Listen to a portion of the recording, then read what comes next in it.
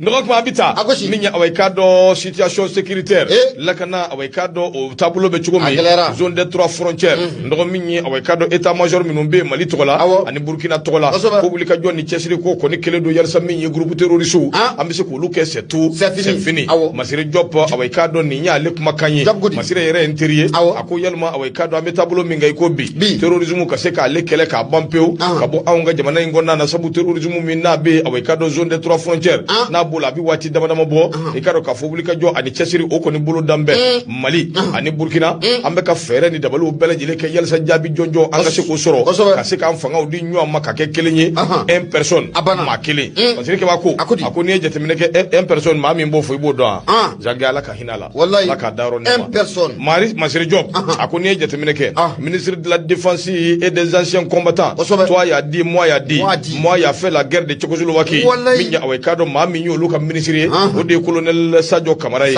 Sadio ale ni délégation lahaw tani wulila anw fɛ waati tɛmɛnenw na Bamakɔ yan nɔ ni k'i kun da Burkina Faso kan délégation in na min ye chef d'état major min bɛ n'a bɛ général away kado des armées ko fɔ n'o ye général Umaru Jara ye ale kun b'a la o garade caman min ye garadibatigiw n'o bɛ jalabatigiw ko fɔ olu bɛɛ lajɛlen kun b'a la ni waati laban ninnu kɔnɔna na u y'u kun da yɔrɔ kan yɔrɔ min bɛ yen n'a bɛ Burkina Faso n'a b'o ko fɔ a bɛ tile dama dama ko fɔ yanni olu ka taa min ye away kado Burkina yɛrɛ ɲɛmaaba n'o bɛ capitaine Ibrahima away kado Traoré n'a b'o ko fɔ o kun nana anw fɛ jamana in kɔnɔna na dɔwɛrɛ tɛ bɛn ani kelenya dɔwɛrɛ tɛ tɛgɛdi ɲɔgɔn ma dɔwɛrɛ tɛ jamana fila in away kado fiɲɛ kelen an k'o sama k'o bila yalisa min ye away kado terroriste k'a dɔn k'a fɔ ko a bɛ anw sɛbɛ la a ko in tɛ duguna ko ye koyi Mali ani Burkina Faso anw kɔni ye jamanaw de ye minnu terroriste kɔni bɛ u sɔn kosɛbɛ an ka away kado kɔrɔyanfan fila ninnu fɛ an ka frontière ni ɲɔgɔn cɛ u bɛ gɛlɛjugu caman ta ni ka away kado anw sɛgɛrɛ a ko de siratigɛ la jamana fila ninnu bɛɛ lajɛlen n'i ye jateminɛ kɛ i b'a ye k'a fɔ transition fanga n'o bɛ furancɛrɔ fanga ko fɔ o de bɛ u kunna wa fila bɛɛ lajɛlen sɔrɔsiw de bɛ ka away kado a fila bɛɛ lajɛlen mara n'a fɔra sɔrɔsiw b'o la jagoya don fanga wuli ka jɔ kɛ an ka jamana fila Mali ni Burkina an k'an tɛgɛw di ɲɔgɔn ma ka kɛ kelen ye min ye away kado Mali ani Burkina foni jɔnjɔn minnu bɛ yen an k'olu di ɲɔgɔn ma an ka se ka hakilinaw caman ani miirinaw caman an ka se k'o falen an ni ɲɔgɔn cɛ o bɛɛ de jateminɛni min ye ministre min bɛ yen ni away kado a kɔni bɛ yen ni défense b'a bolo Burkina Faso ale tɔgɔ la ale ni anw ka ministre min ye away kado ye wuli ka jɔ ani cɛsiri kɛ ni ka away kado ɲɔgɔn kuma ɲɔgɔn ya min ye colonel capitaine Traoré n'o ye away kado Burkina ɲɛmaa ye olu fana ye an ka maaw bisimila a n'olu bɛɛ lajɛlen kumana a ko away kado jamana ɲɛmaa a y'olu bisimila k'a lajɛ k'a fɔ olu ɲɛna an bɛɛ lajɛlen bɛ se ka don da kelen fɛ ka bɔ da kelen fɛ maa min ye nin fɔ o ye away kado Sadio Kamara ye a ko k'a fɔ u sɔrɔsi damaw ɲɛna a y'aw tɛgɛw di ɲɔgɔn ma min bɛ se ka to away kado anw ka jamana ninnu terrorisme an bɛ se k'o gosi cogo min ka bɔ anw ka jamana kɔnɔ fasiri kaba ko a ko ministre de la défense ani ancien combattant Burkina Faso tɔgɔ la colonel major Kassumu Kulubali ale kɔni y'i sinsin a kan kosɛbɛ ko waati dɔ kuma sera min ye anw yɛrɛ damaw Mali ani Burkina an ka armée ka don da kelen fɛ ka bɔ da kelen fɛ an k'an tɛgɛw di ɲɔgɔn ma yalisa min ye jamanaw ye away kado olu bɛ se ka bɔ gɛlɛya kɔnɔ cogo min fasiri kaba ko a ko away kado min ye Mali hakilina jiginna a bɔra jɛkuluba in na n'o bɛ G5 Sahel n'o b'o kofɔ kuma waati dɔ kuma sera f'an k'a lajɛ an ka sinsin away kado sinsin bere dɔ kan min bɛ se ka to anw ni Burkina baaraw bɛ se ka ɲɛ an ni ɲɔgɔn cɛ cogo min terrorisme an bɛ se k'o gosi ka bɔ anw ka jamanaw kɔnɔ fasiri filɛ Masire Diop ka fasiri don l'indépendant o ka bidon bɔli nɔgɔ yi bonya b'a la Madi ka ɲɛmaa bonya a diyara n ye nouvelle horizon ne bɛ n bolo don n bɛ bɔ ni a ye musokɔrɔba dɔ n'a ma ban maa kana fɔ i mamuso k'o ye gale Awa Suwadu Tarawele siga t'a la Suwadu a kumara ɲɛma i bɛ na ye k'a fɔ ko jamana min bɛ n'an ka ma ko Royaume-Uni ne dɔw b'a dɔn anglais jamana na olu kɔni y'a jira k'a fɔ k'olu ka kɛlɛkɛcɛ minnu bɛ jamana in kɔnɔ MINUSMA tɔgɔ la ɲɛma ko siga t'a la don na nataw la e ko olu ka kɛlɛkɛcɛ minnu bɛ jamana in kɔnɔ yan MINUSMA tɔgɔ la e k'u tɛna kɔsegin ko o baara ko o boloda wa ka t'u ka so wa ka t'u ka so u sira yan de u sira yan nɔgɔya foyi ye ko anw ti maa musalako la koyi anw an ka partenaire an t'a négocier koyi n'a ni min kan ka baara kɛ an n'o bɛ baara kɛ Wagner do wo Sugunɛr do wo Bigner do wo a kɛra fɛn o fɛn min ye ni min bɛ taa o ka taa u sira yan u sira yan mɔrɔ bisimila Fatrike baga fola ako ibe na ka fo ko muye urayom ini na be anglais jamana ko fo nyama olu ko yaira ka fo ni yaye olu budu ko keleke chen nun ko nin ka sigso ko o baro ko o buluda o masoro do wora fe ko muye anwa jamana no be ba maliba no bo o ko fo o sigata la ko san saba o kono la kibe na ka fo ko kureta fla ko ker anwa jamana kono ani fana ko anwa jamana marabago kele meke ni wati labay na ko bulude jere de kulum manna ka mako mercenalu no be wagner ko fo ko no be na ka so be muye urayom ini olu ka keleke chemu no be minishima to kola jamana ngono na sengo ko nuko obara nuko obuluda munya awa shwadu trawli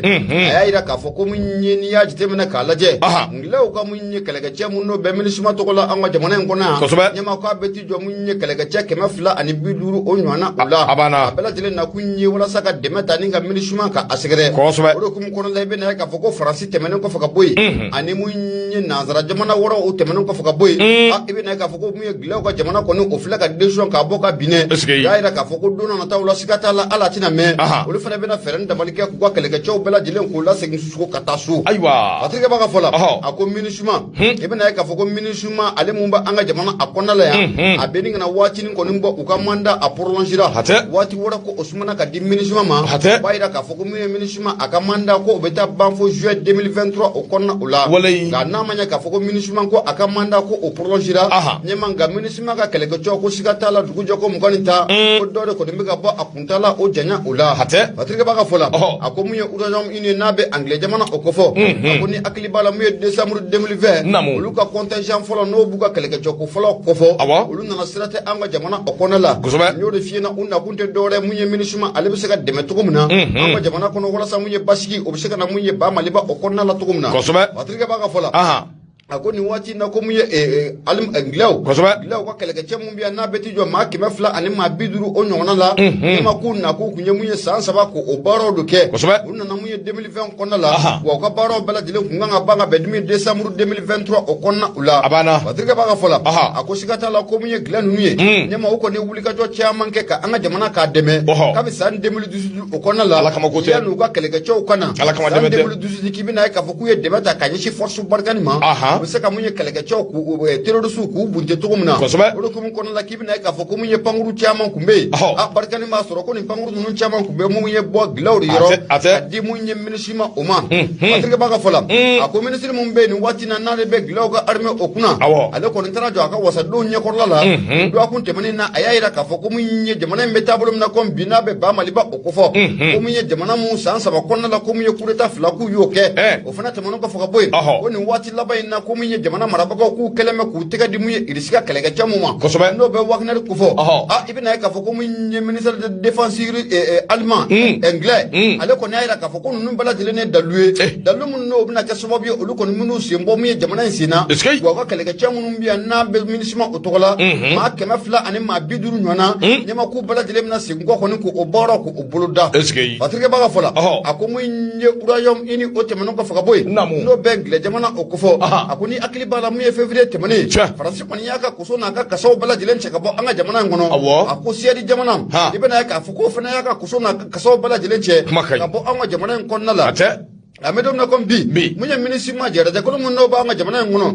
ko ko mugani tanya ma ko do ko mi ga bo ache kuntala o jenya ula akuni minisi ma ada jete mena kala je ma bata anefla nyama ko o lakana ba de be minisi ma o kona la dugu je ko mugani tan do ko ni mbaga bo akundala la na munye urajo ini na be glo ko fo o lo ko ni ayida ka fo o lo tate dore anga jamana ngona la ko munye kureta ko kera san saba chef la kona la san saba ko kureta fla o kera ani ankele ma kan tege de munye irisiga mamunu manu raku ma ko mercenaire no be wagner ko fo ko nebna ka sababu ko sigata la ko dono na tawla ulumna sengo baro ni ko obulda ko chekale ka chaw nyama ku bina bon ministre otola ko be singata mu yegle jamana na da fane flani anya soma ka bon nouvelle orso ale ko na la se bani ngala to ko de gafur awa shwaru trawle madma yiga nyama ibunya obala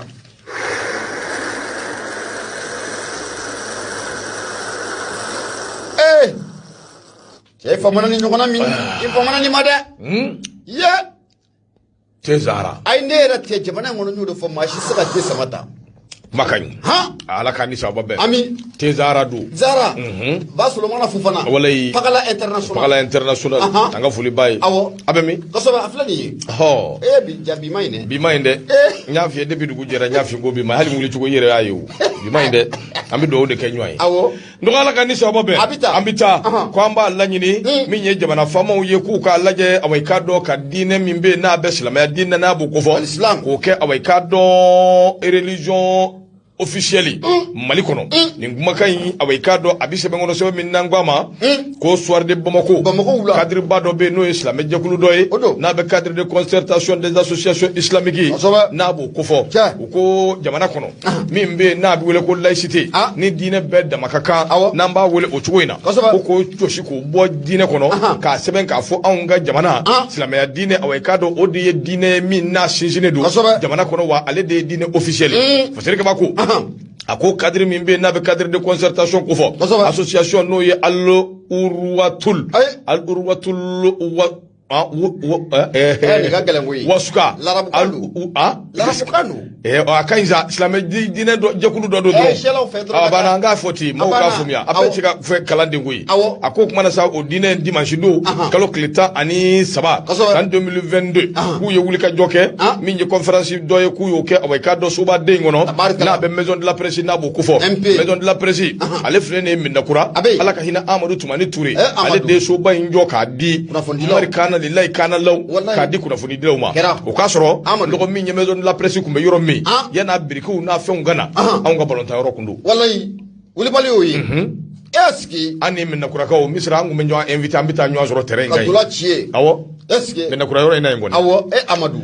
Amadou yadi ndo minya awaikado ka ke maison de la presse wa ya jo ka di kuna funi dilawma o so ba de inde kono nyogo nyenyi awaikado akerai keneka Musa Bagayoko awaikado ale premier vice président ani imam Banjugo Traoré ale kun ye conférencier ako cadre de concertation des associations islamiques où ya lanyini jamana famo fe uka awaikado saria sumba mimbe no be awaikado constitution ko fo a projet ba mimbe no bulu dambe ukembe ka laicité min da kono no idne be de makaka ko ka fere ani dabaluke ndogo o laicité ko joshi ka bo akono ko no ala laicité ko de kuma kan minu be awaikado uda ako werete ko ne jatemene ke na manye ka fo ko aforo ko mali population afamba bela jele ko ye silamewye o kuma na so luko ni ya nyini ka fo ko ni ngo imbi tabulo minga iko be constitution minu ko ni be ka laicité ka sama ka boy ka awaikado dine no islamé dine ka le chungo sanve bela jele ka ye ako cadre ba min fleni no be cadre de concertation des associations islamiques na bu ko fo luko ni ya jira ka fo ni min fleni ko awaikado tita chugoshila ni make malikura min na be nyini o ti soro chugoshila min fleni awaikado no make ako mali dine jamana korodu min ya awaikado laicité kabla anga sere sumba kono ko na fo dengele awaikado ko ti ala ni jakulu bayingo ni uluka fola limana ka fo yade jakulu ba dodo ango ni taye ka fasiru de yelma ante mata bo matala de wa mata jifana amba yelma de o nga min ya an yele taye ango ni bodo note yendogo sigate min na an ni jani polu ka ba mawula binywanga o fana kuma were ango fo nga beni ka haklina beni ka mirina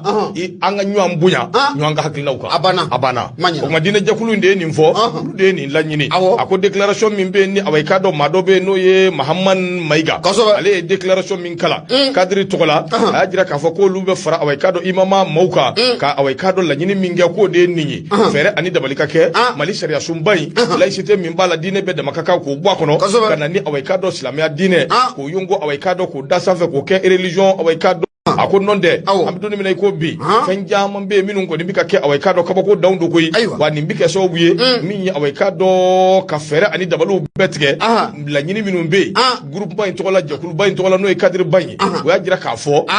constitution ka kono fenda madam be ni oluke ndoko awaikado criminel e bijati ba fo mafala ananyu ana chama feminum be no e kanga dine la gushi no islamia dine o kan ka la gushi o ko ni mami yo la gushi mami fa yira fa ako kuma ka dine anga islamia dine ana tamashin fon be mami mbike so be ko la gushi yelma awaikado lutikle mo homosexualité c'était musote jege tebe o minum be nu o lu minum fleni o fana waliya minnu bɛ n'o bɛ kɛ yalima maa minnu bɛ n'o b'o waliyaw jukɔrɔmatindi k'o waliyaw dɛmɛ i k'a dɔn k'a fɔ fɛɛrɛ ni dabali kan ka kɛ k'olu ɲangi ɲangini cogo cɛjugu u y'o bɛɛ lajɛlen laɲini i k'a dɔn jamana famaw fɛ fasirikɛba ko a ko hali bi ninnu minnu filɛ nin ye ne ye jateminɛ kɛ i b'a ye k'a fɔ u ko i k'a dɔn nin bɛɛ tɛmɛnen kɔ ka bɔ yen olu bɛ sinsin u ka kuma kan koyi silamɛya i k'a dɔn k'o ta ni k'o bila diinɛ kɔnɔ a k'o bɛ kɛ sababu ye bɛɛ ani kɛlɛɲaw bɛ sinsin ani ni ɲɔgɔn cɛ a ko nin t'a siɲɛ fɔlɔ ye maa ka wuli jɛkulu ka wuli silamɛya tɔgɔ la i k'a dɔn a ɲini ko ka Mali kɛ i k'a dɔn silamɛ jamana ye nin t'a siɲɛ fɔlɔ ye waati tɛmɛnenw na k'a dɔn fana i k'a dɔn o kɛra i k'a dɔn diinɛmaa dɔw fana wulila olu ye nin laɲini sugu u y'o kɛ cadre des associations islamiques k'u b'a ɲini cogo sugu bɛɛ lajɛlen fɛ min ye i k'a dɔn ka laïcité ko k'o de supprimer k'o bɔ yen a ko an bɛ don minɛ ko bi maa bɛɛ ɲɛ kɔni maana bon bɛɛ ka ɲɛsin yɔrɔ min ma o ye jamana marabaaw ye n'o ye sanfɛmaw ye u b'u miiri an yɛrɛ bɛɛ bɛ jɛ k'a miiri n'a bɔra min na i k'a dɔn n'a ɲɛfɔ limanaw ye Allahu akibaru a y'a partager fatiri filɛ dɔgɔ min ye i k'a dɔn Yusuf Konate a ka fatiri dɔ Soir de Bamako u ka bidon bɔli e bonya b'a la o de ma ɲɛmaa bonya a diyara n ye hali bi an b'a yira kanubaw la k'u sɔgɔlen Nuru FM na 94.4 tɔmi murumuru 5 an bɛ laseli kɛ nin waati na ka bɔ Jalakɔrɔji Koɲumani Wɛrɛda la wele sira 76 33 43 03 ɲɛmaa ne bɛ n bolo gosi mun ye Laya Jara a kumara Soir de Bamako o kɔnɔ la a ko mun ye kunu siga t'a la ko kunu mun ye an ka impôt o kɔnɔ la ɲɛmaa i bɛna ye k'a fɔ ko mun ye daba kɔni ko a sɛbɛkɔrɔ wulila an ka impôt kɔnɔ la jamana in kɔnɔ k'a daminɛ Bamako la a ka ja fo ka taa bila mun ye impôt bɛ an ka jamana in fan o fan ɲɛmaa ko kunu k'u ye waati dɔ kɔni kɛ u ye baara bila k'o bolo da o ma sɔrɔ dɔwɛrɛ fɛ i bɛna ye k'a fɔ ko mun ye impôt baarakɛla maa 2 ɲɛmaa ko olu wolola mun ye kiiribon ka kiiribon mun n'o bɛ kuma mun ye commune 3 o tribunal la ko min ye impôt baarakɛla maa 2 ɲɔgɔnna ɲɛmaa ko olu welela ye olu welelen ka ɲɛsin olu weleli kɔni ma ɲɛmaa ko a kɛra sababu ye mun ye impôt yɛrɛ kɔni kɔnɔna Bamakɔ kɔnɔna la ani ka taa fara mun ye Bamakɔ n'a nɔngɔndugu bɛɛ lajɛlen ɲɛmaa ko impôt kɔni ko a datugura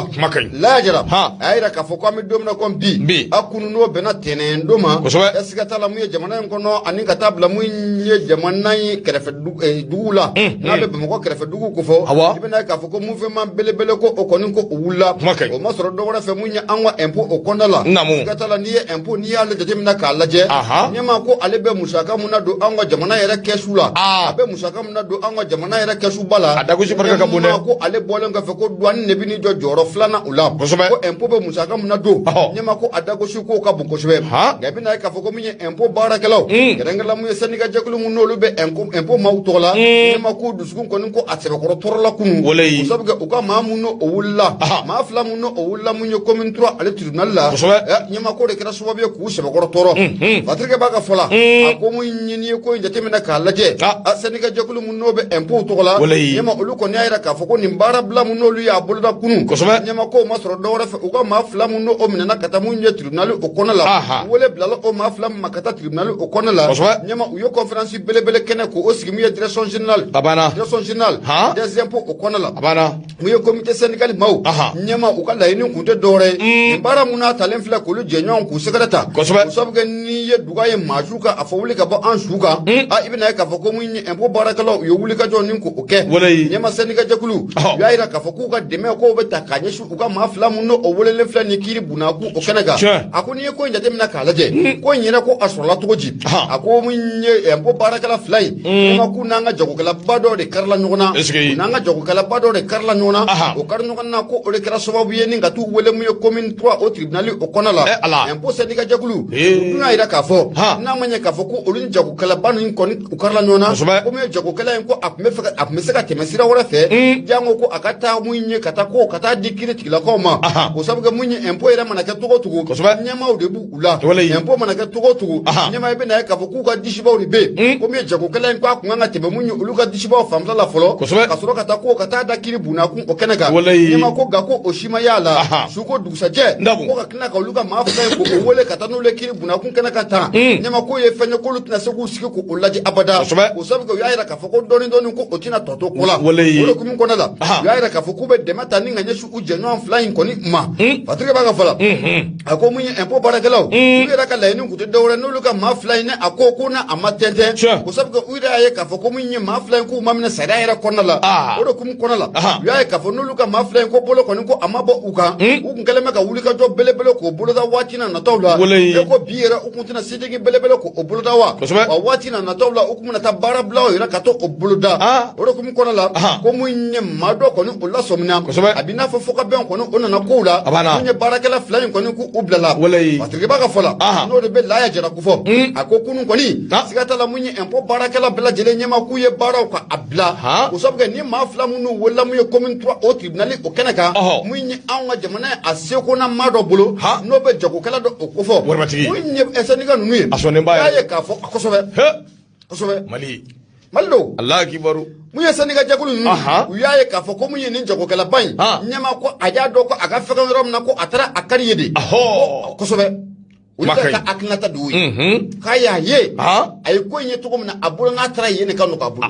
alors que munye impôt ko na la direction be ni duna ye ko na fe ni ma obuka so bi solution me soro ko ina tibakay da ka giri rom na aka fega rom abikari ni ma munye impôt barakala ko ni u ka la ni ko ni ko asabatira do ni folo ko sabga la ni ko de dore ni ma fly bulo absaka bo ko kana to ko na amon me domna ko bi sigata la ko ni ko bolo ko abura mi ko ni ko kana yo de fina impôt ni yale jetemna kala je douane yera impôt polen ko fe douane ne bini jomu ye joro flana okono impôt bo wari munna do muya anga budget kono la nyama sangono ko adago suka ka buko sobe na fon flani anya sama ka bomu ye sodde bama ko ale kono la so ni ngala to ko de munye la ya jira mari maga nyama ibunya obala mais ndogo ne yɛrɛ kɔni n kun bɛna ɲininka sa parce que problème ye min ye impôt ye an ka jamana yi a fiɲɛ minɛ yɔrɔba ye fiɲɛ minɛ sabu a b'i nafolo caman a b'a suuru jamana in kun a ka ca n'i ye jamanaden ye i ni impôt sara ka kan kosɛbɛ mais impôt mago bɛ communication na parce que en réalité an ka tiɲɛ fɔ ɲɔgɔn ye jamana in on ne fait rien pour que ka se ka jamana ka hakɛ sɔrɔ ka di jamana ma on fait tout pour que ka jamana ka hakɛ tɔnɔmi k'o gosi k'o da anw yɛrɛ jufa kɔnɔna kama parce que si on communique ka explication dɔ di mɔgɔw ma impôt kan ka sara cogo min kalo o kalo e kan ka joli sara jamana ye tile o tile e kan ka joli sara jamana ye n'o communication global kɛra k'a ɲɛfɔ mɔgɔw ɲɛna san o san e kan ka taa nin wari hakɛ sara n'o ɲɛfɔra mɔgɔw ɲɛna k'a sɛbɛkɔrɔ fɔ moi je pense qu'à bi famia. Nyama ti communication ti ka ko. Mais c'est ça. Ça ne communique pas. Impôt be tremé nga jamana ngono. Voilà. Bon c'est ça le problème. Abi tremé di. O yoro de be, nti fe ka do be kono. Abi fo de ni. Mais problème est mi. Il faut que impôt barakelo impôt nyemogo jamana nyemogo yere ka fendo lajɛ pour que vraiment ka se ka communiquer. C'est-à-dire aw kan ga wari min bla ka ta yoro mi. Bon ni be de ba to an entreprise u be sa. Abi sa nin bɛɛ de b'u faga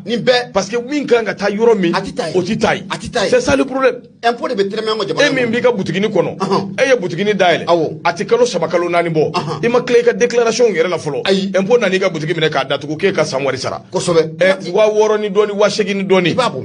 et en tant que jeune diplômé sans emploi i ko k'i b'o de kɛ 40,000 30,000 dir'i ma ou bien 20,000 dir'i ma i taara fɛn dɔ kɛ impôt nana k'u b'o datugu fo i ka nin wari sara communication tie parce que et ta kalama et ta do femido bon il faut communiquer il faut expliquer aux gens barakanga ke chudi Nima wabi tremedi ina fo wolo fotamani bon o de kai il faut communiquer dans ma communiquer ko ka vraiment mo impôt yewo ya ni mo bi nyona no communication gara nyama impôt yewo yi ani mo bi nyona no communication c'est pas bon no communication gara nyama dunda te soro aywa bon a de problème am bi do de ke ndogo Nouvel Horizon ambe fasiri amba leta Nouvel Horizon kumambe ndogo nambora impôt la min ye Demba Conté Demba kumambe ambe na Demba ka fasiri ambe nota Demba kumambe minga ode awai do kaski ko kuma min no be sina awai do na kuma durundulen be fan be fe ndogo do be ambe anu ka ke kele ashima ko ashite ko rashi do be u ya me anu ka ndisonja o fana be nywan dafe akoni jete bine ke Mali kono Mali gouvernement min ye awai do transition to la awekado ko koni duni ko jagwale do mototigiw ka donna nataw la kerenkereniya la janvier kalo nata ako min filɛ ni awekado matɛmɛ bɛɛ ji min sira fɛ koyi nka dɔw yɛrɛ bɛ na ala ma faranga min ye gouvernement ka nin décision ye a laban a bɛ sɔn ka kɛ awekado funteni ba ye balawu ba ye jamana in kɔnɔna na a ko n'i y'a ko ta k'a lajɛ nin ko in ye gɛlɛyaba de ye min ye awekado jamana maraba fɛn fɛn tɛmɛna a bɛɛ ye dɔn nɛnɛ a gɛlɛya la kabi donni min na awekado an ye démocratie tile ye fo bi ko in ka gɛlɛ o ye gɛlɛya da ye a ko dɔ wɛrɛ tɛ ka kasiki awekado ko mototigiw k'o don awekado hali bi maaw dɛsɛlen bɛ k'a faamuya dɔw bɛ yen n'olu kɔni hakili la k'a fɔ nin ye fɛn min ye nisɔndiya ko don wa a bɛnnen don kosɛbɛ nka dɔw fana bɛ yen olu m'a faamuya kosɛbɛ sabu kasiki ko in bɛ taabolo min kan i ko bi a b'i n'a fɔ awekado maaw k'a faamuya k'a fɔ mototigiw yɛrɛ ka awekado kisili k'u ka lakana ko in bɛ boli ni awekado o sira de a ko nka kasiki bɛ kɛ sababu ye ni awekado i binna waati dɔ la ni kasiki ɲɛnaman b'i kunna kunkolo ka ɲɔɲɔ yalima kunkolo ka ci yalima fɛn wɛrɛ ka kɛ awekado a b'i kisi o ma o bɛɛ tɛmɛnen kɔ ka bɔ yen a bɛ kɛ sababu ye poussière ba min bɛ yen awekado a b'i kisi o ma a bɛ kɛ sababu fana ye sɔgɔsɔgɔ ni mura i bɛ kisi o bɛɛ lajɛlen ma a ko nka maa dɔw bɛ yen olu kɔni y'a jira k'a fɔ nin ko min filɛ nin ye yan'a ka don ba la yɛrɛ olu kɔni b'a juguya la o u ti jɛ n'a ye bi u ti jɛ n'a ye sini olu kɔni y'a jira k'a fɔ gɛlɛya in bi taabolo min kɛ jamana bi taabolo min kɛ ko bi ni gɛlɛya ti fila ye gɛlɛya kɔni awekado o bɛ awekado jamana in kɔnɔna la a ko kuma na transition awekado n'u ye wulikajɔ ni cɛsiri kɛ k'a fɔ ko kasiki ko in a donni janvier kalo san 2023 k'a bɛna kɛ awekado jagoyanifin a ko a ko in bilama awekado a kɛn bɛ gɛlɛyaba ye dɛ n dɔgɔ min ye maa dɔw bɛ yen olu kɔni ko k'an bɛ dumuni ɲini ka dumuni kɛ an ma dumuni yɛrɛ sɔrɔ fɔlɔ an bɛna mun fɔ kasiki ye kasiki ko kɔni o y'a dama ko ye koyi ko gouvernement ko awekado n'u bɛ se u ka taa awekado dumuni ɲini ka di maaw ma ko ka kasiki ko in to yen parce que a ko awekado maa dɔw yɛrɛ bɛ olu taara u ɲɛsin minisiri muso in ma n'o bɛ madame Dambele Madina Sisɔgɔ n'a b'o ko fɔ ale de ɲɛsinen b'an ka sirabaw ni awekado kasiki ko ninnu bɛɛ lajɛlen ma dɔw ko a bɛ fɛ ka sira ko in dɛ a bɛ fɛ ka kasiki ko in de kɛ ka sira kolon ko in dogo n'o tɛ Bamakɔ bilama sira kolon ko dan de ye Bamakɔ ta ye ayi anw kɔni n'i ma deli ka hadamaden peinturelen ka kɛ maa bilenman ye n'a jalakɔrɔji ou bien i ka t'i jɔ Bangoni bɔda la maa minnu bɛ bɔ jalakɔrɔji ka taa ni ala cɛ n'i ma deli ka maa peinturelen k'a kɛ bilenman ye t'i jɔ i b'a ye k'a peinturer k'a kɛ bilenman ye jalakɔrɔji sira in de don mais minisiri yɛrɛ bɛ mun de la n'a tɛna jalakɔrɔji sira in lajɛ min bɛ ne yɛrɛ tɔɔrɔ de ala yɛrɛ kama u k'a fɔ dɔrɔn problème min bɛ jalakɔrɔji sira in na nin gɛlɛya de bɛ yen n bɛ gouvernement un état ka dɛsɛ pendant des années ka dɛsɛ ka sira ko ɲɛnabɔ ka dɛsɛ ka kuma c'est terrible wagati bɛɛ ka bɔnbɔn kalamani don maaw da kɔnɔ jalakɔrɔji sira depuis des années i bɛ k'a y'a goudron da goudron dara fan dɔ fɛ ka na se yɔrɔ dɔ la ka jɔ yen un tronçon min tɛ hali 5 kilomètres a t'a bɔ o dɛsɛlen bɛ ka dilan bi o dɛsɛlen bɛ ka da o de bɛ ka diɲɛ fɛn bɛɛ lamaga samiya mana se o bɛ su bɔ tilema fana ka jugu n'o ye mais u dɛsɛlen bɛ ka kuma minisiri tɛ fɛn fɔ président tɛ fɛn fɔ maa si tɛ fɛn fɔ ka bɛn ni jalakɔrɔji sira ye ou bien an minnu bɛ jalakɔrɔji an tɛ maliyɛn wa maliyɛn don kɛ an ni sira man kan wa an n'a ka kan an ni goudron man kan wa an n'a ka kan mais pourquoi u tɛ fɛn dɔ f'an ye kuma bɛ yen ou bien u ka sira in bɔ projet la u k'a fɔ jalakɔrɔjikaw ɲɛna nin bɛ yen bon a ka sira in a tɛ dilan a banna ou bien ne kɛlen b'a gɛlɛya ye a y'o ɲɛfɔ bon mais gɛlɛya bɛ se ka ye état ni maa cɛ ya état ni maa cɛ gɛlɛya bɛ se ka ye wa ni ko in cayara kojugu depuis san jumɛn jalakɔrɔji sira ko in o de y'a to ne yɛrɛ sɛgɛnna wa ɲɛma bɛna mun f'i ɲɛna k'a fɔ fo ka sɛgɛn jalakɔrɔji sira in ɲɛma ne fitiri ko Alahu akibaru ka b'a bolili bila a bolili bila pewu i bɛ bolimafɛn fari de ɲɛma i bɛ bali ko la a seli ma awɔ poussière fɛ bolimafɛn fari i b'a natɔ ye mais e yɛrɛ bɛ bali ko la i b'a sɔrɔ a seli ma n dɔgɔ Demba Konte a ko awekado sira ninnu bɛ taabolo min kɛ i ko bi min ye awekado goudron u bɛɛ kelen bɛ wo ye dingɛw bɛ fan bɛɛ fɛ mototigiw mana cu a kɔnɔ i bɛ kali o fana y'a dama ko ye a ko ka ɲɛsin o ma awekado min ye kasiki ko ye ko o to ye nin waati laban ninnu kɔnɔna na n'i ye nin ko in ta k'a lajɛ ka nin furugufurugu ni nin ɲɔgɔn sama k'o bɛɛ ta k'a lajɛ n dɔgɔ ka n'a ye k'a fɔ kasiki ko ye ko Asimi bɛna fɔ k'u bɛna jagoya pɛnpɛn maliyɛndenw kunna k'an bɛ don minɛ ko bi k'a ma faamuya dɛ o kuma bombe de don min bɛ wele nanzarakan na ko bombe à retardement k'a dun a mɛn o mɛn n'a désamorcera o de ka fisa n'o tɛ a laban a bɛ gɛlɛ dɛ an bɛ dugawu kɛ ala k'an ni sababa bɛn Demba Konte nin y'a ka fasire Nouvelle Horizon u ka bidon bɔli ne ka problème yɛrɛ ye min ye kasiko ko la i t'i jɔ n k'a f'i ye an ɲɛfɔ n ye anw yɛrɛ dɛsɛlen bɛ ka ɲɔgɔn dɔn fɔlɔ terrorisme ni rebellion ko in bi cogo mina olu bancela oh ete ma men yele do no ye kasigi do ti fere ma o ya ko bani o de ne ka sirangu ye ka kasigi ko yere ni ah awo de sirangu de kasigi ko yin awo wanyama mu yen no de kasigi kayun nyama c'est bon c'est pour ta sécurité yere ka propre sécurité do kosobe mais nyama mu fana ne sirangu ye kasigi ko yin ba do ko sabu ke mu yen ka bi ibega kle wati ni kasigi ko yin akuma kele awula kosobe mu yen amonopole be tagadi mu ye jago kala do di ma kojugu o de ne rasira ko sigatala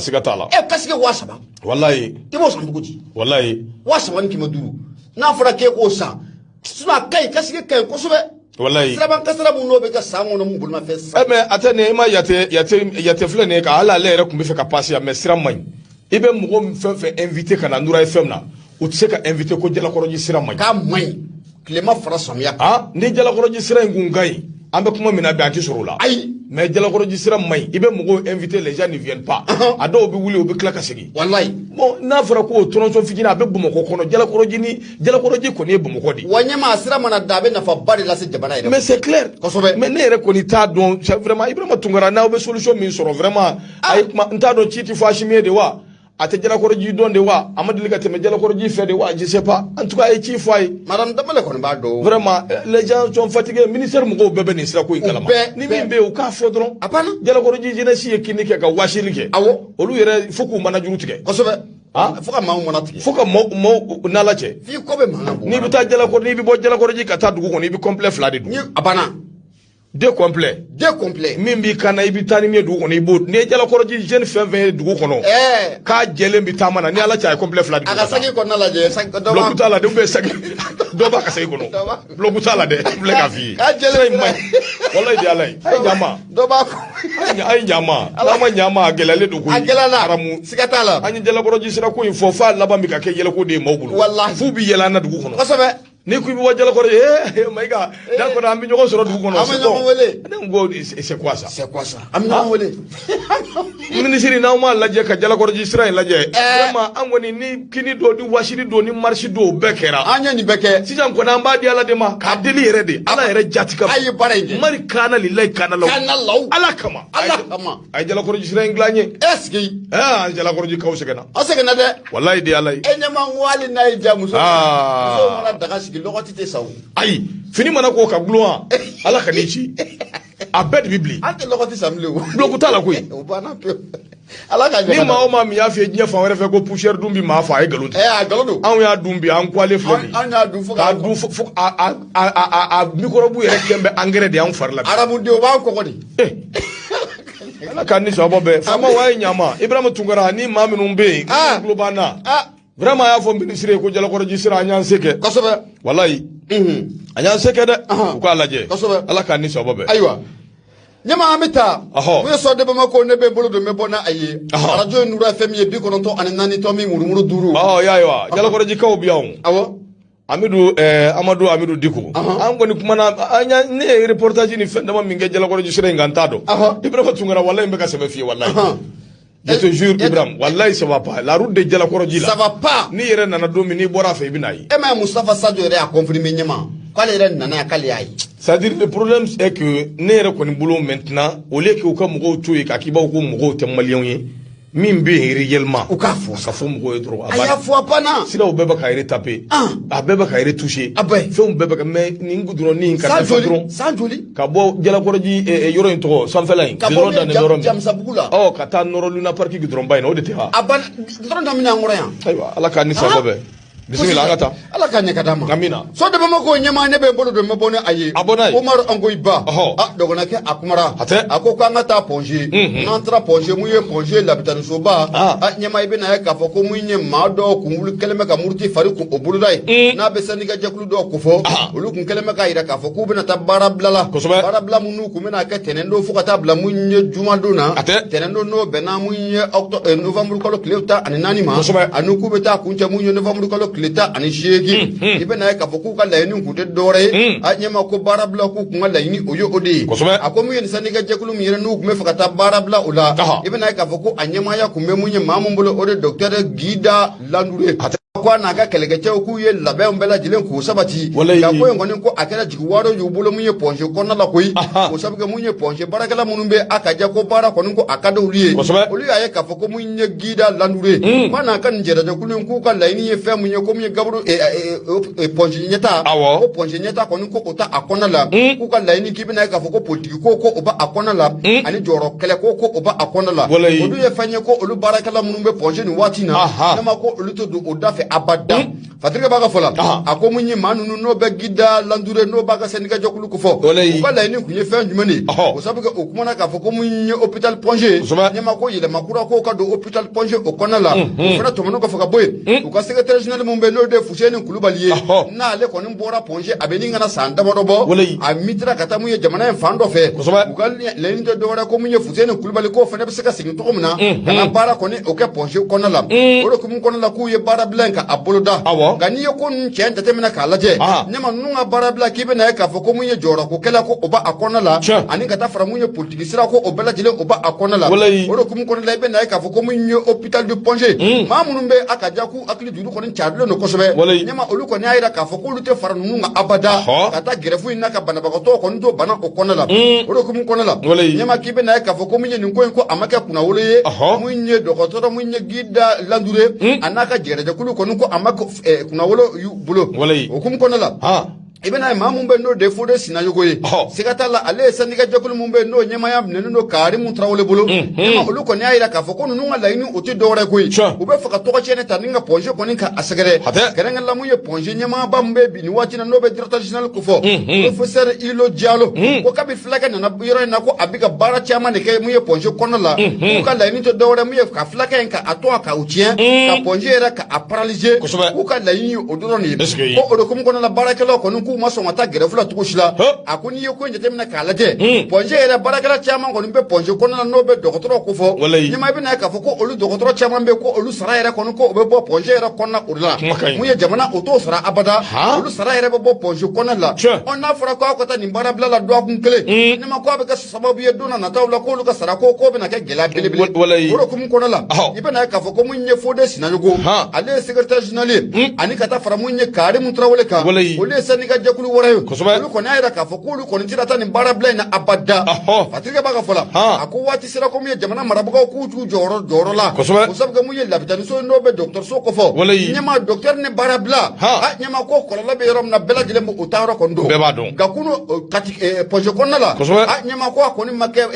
fɛn ye fɛn mun n'a ye gida landure n'a ka jɛrɛjɛkulu ɲɛma ko n'a kɛra u ka wasa ye o sabu kɛ mun ye maaw u ma sɔn ka baara kɔni ka a da nafolo filɛ nin an y'a sɔrɔ ka bɔ Sɔrɔde Bamako ale kɔnɔna la sabanikɛla tɔgɔ de Umaru Angoyiba Madu Mayiga ɲɛma i bonya o b'a la nɔgɔ Madu Keyita bɛ Cameroun a tulo b'i la a bɛ Douala k'an ka foli ani tɔni o bɛ ka ɲɛsin a ma yanni an ka taa sugu la an bɛ Awayi ka dɔ l'indépendant an b'o ta l'indépendant ale kuma bɛ nɔgɔ min ye Awayi ka dɔ ɲɔgɔn ye belebele dɔ o kɛra Awayi ka dɔ yɔrɔ la yɔrɔ min bɛ yen n'an ko a ma ko Dakar muso min bɛ yen n'o y'anw ka ɲɛlɛnni ye n'a bɛ Ayisata Sise ni bɛɛ ko a ma ko Chatu donc Ala a ye makasi kɛ ka kulekan bɔ min bɛ se k'a to ɲɛmaa bɛ se k'a dɔn cogo min ko binkani waleya o dama o de tan bɛ ka ɲɛsin Mali ani a kɛrɛfɛ jamana dɔw ma a ye welewele da kɛ ɲangini min bɛ yen o bɛ se ka wuli ka bɔ anw kan cogo min an ka taa Dakar muso minnu bɛ yen n'olu ye muso ɲɛmaw ye u yɛrɛ damaw ye ɲɔgɔn sɔrɔ ɲɔgɔn dalajɛ belebele la min kɛra kalo tile 9 a n'a tile 10 n'o ye novembre kalo ye min ye Awayi ka dɔ deuxième conférence de don Awayi ka dɔ n'o kɔni kɛra nin yɔrɔ kelen in na a ko n'i ye jateminɛ kɛ kɛnɛ in kan min ye Awayi ka dɔ réseau des femmes leaders muso minnu bɛ yen n'olu ye ɲɛmaw ye farafinna olu kɔni tun bɛ kɛnɛ in kɔnɔna na anw ka muso min bɛ yen n'a bɛ Awayi ka dɔ Ayisata Sise n'u k'a ma ko Chatu n'a b'ale ko fɔ Mali tɔgɔ la Awayi ka dɔ ale taara ka taa kunna wolo ani Awayi ka dɔ sankɔrɔta o di anw ma sabu kɛnɛ in kɔnɔna na min ye Awayi ka dɔ n'i ye jateminɛ kɛ i b'a ye k'a fɔ wulikajɔ ni cɛsiriw kun kelen don fɛn min kama o tɛ dɔwɛrɛ fɛɛrɛ ni dabaliw bɛ se ka kɛ cogo min min bɛ se k'a to Awayi ka dɔ jamana ninnu Awayi ka dɔ yɛrɛ bɛ se ka lafiya cogo min Ayisata Sise Chatu maa don min bɛ Awayi ka dɔ muso jɛkulu caman na Awayi ka dɔ tɛmɛnen kɔ ka bɔ yen anw ka CNT Awayi ka dɔ château